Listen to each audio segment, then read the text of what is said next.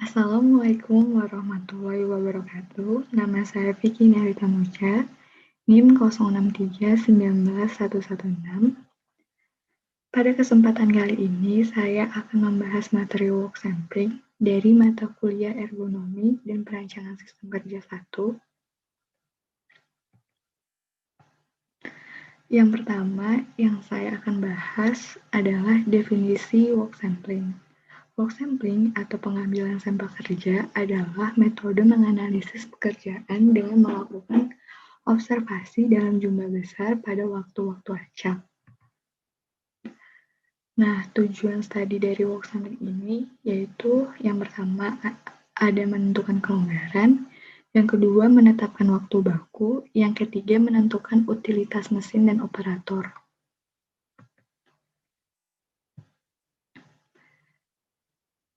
Nah, ini merupakan contoh aktivitas saya pada saat perkuliahan.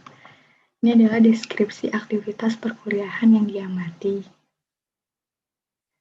Aktivitas ini dibagi menjadi dua, yaitu produktif dan tidak produktif. Tujuan ini bisa untuk menghitung proporsi kegiatan produktif dan tidak produktif pada masa perkuliahan. Kegiatan produktif yaitu berkaitan langsung dengan pekerjaannya, sedangkan kegiatan tidak produktif itu di luar kerjaannya. Contoh dari kegiatan produktif yaitu misalnya membuka Zoom, membuka laptop, mendengarkan materi, mengerjakan tugas, menulis, merapikan file-file yang ada di laptop, dan merapikan meja dan alat tulis. Sedangkan kegiatan yang tidak produktif yaitu misalnya makan dan minum, mendengarkan musik, membuka sosial media, tiduran, menonton TV, dan sebagainya. Selanjutnya ada waktu kunjungan acak. Di sini kita harus melakukan penelitian pendahuluan. Nah, ini adalah rumus yang dipakai untuk menentukan jumlah pengamatan. Rumusnya adalah S kali P sama dengan K akar P1 min P dibagi N, di mana S merupakan tingkat ketelitian, P merupakan peluang kejadian aktivitas yang diamati, N adalah jumlah pengamatan, K adalah nilai Z alfa per 2 untuk nilai tingkat keyakinan yang ditetapkan. Nah, untuk menghitung nilai P ini, saya mengambil S sebesar 10% atau 0,1. Tingkat keyakinannya 90%, K-nya adalah 1,645, dan N-nya adalah 25. Nah, nilai P-nya didapatkan sebesar 0,91. Setelah nilai P diketahui, melalui penelitian pendahuluan, maka jumlah kebutuhan kunjungan dapat dihitung. Untuk itu, saya menggunakan software Design Tools untuk menentukan jam acak. Terdapat kalkulasi number of sample. Probabilitas kegiatan seorang mahasiswa sedang produktif adalah 0,91. 0,91 ini adalah nilai P sebelumnya yang sudah kita cari. Nah, tingkat kepercayaan intervalnya sebesar 0,90 dan Z-nya diperoleh sebesar 1,645 dan maksimum limit of error-nya sebesar 0,1. Diperoleh sampel size-nya sebesar 23. Maka dari nilai keseluruhan ini mendapatkan 23 sampel. Selanjutnya ada tabel pengamatan. Pada tabel pengamatan, saya melakukan pengamatan pada hari Senin, Selasa, dan Kamis. Pengamatan ini dimulai dari jam 08.00 sampai 23.59. Dan selama pengamatan ini terdapat waktu istirahat pada pukul 12.00 sampai 13.00.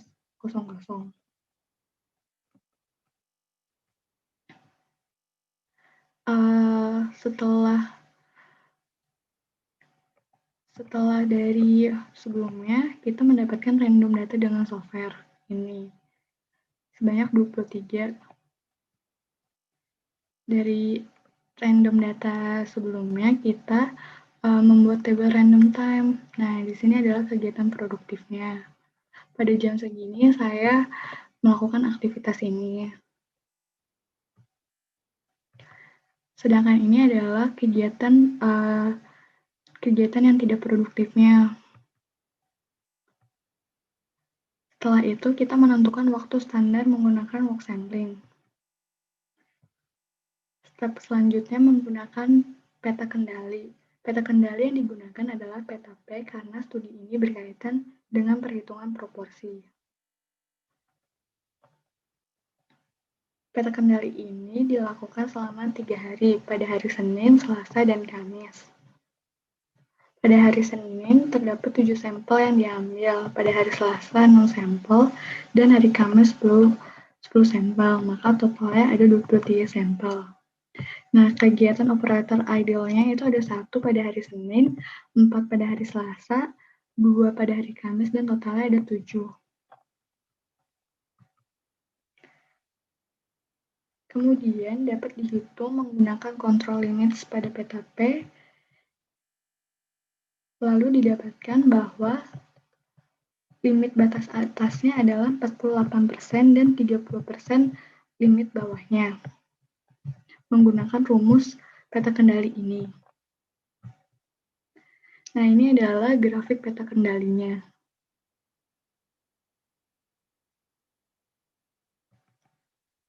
Setelah analisis dengan peta kendali menunjukkan kegiatan yang diamati, maka rata-rata proporsi dapat ditentukan.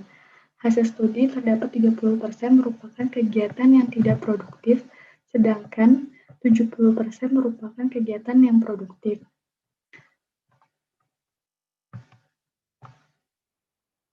Apa gunanya peta kendali? Peta kendali itu untuk mendapatkan waktu produktif. Pada satu hari terdapat, misalnya pada satu hari terdapat rata-rata 8 jam kerja pada aktivitas kuliah saya. Maka selama 8 jam kerja hanya 70% pekerja yang dipakai operator untuk bekerja. Maka untuk menentukan waktu produktifnya yaitu 70% dikali 8 jam. Nah, didapat hasilnya yaitu 5,6 jam. Lalu menghitung waktu siklus. Waktu siklus dalam satu hari rata-rata ada 3 mata kuliah yang diikuti. Maka waktu siklusnya itu adalah waktu produktif dibagi dengan rata-rata mata kuliah yang diikuti. Jadi 5,6 dari waktu produktif dan 3 dari rata-rata mata kuliah, yaitu waktu siklusnya didapat 1,86 jam per mata kuliah. Nah, ini merupakan waktu standar. Total waktu yang dihabiskan oleh mahasiswa sebanyak 8 jam per hari. Jumlah banyaknya mata kuliah ada 3 mata kuliah, waktu kerjanya ada 70%, waktu idle dalam persennya 30%, indeks kinerja rata-ratanya ada 5,6 jam, total allowance-nya ada 8%. Maka diperoleh waktu standarnya yaitu sebesar 16,7 menit.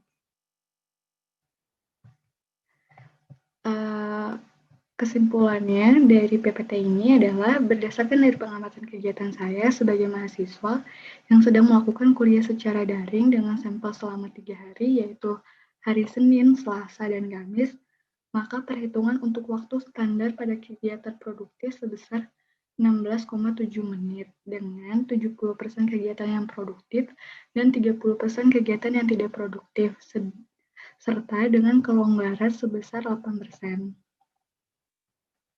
Terima kasih atas perhatiannya. Mohon maaf jika ada kekurangan.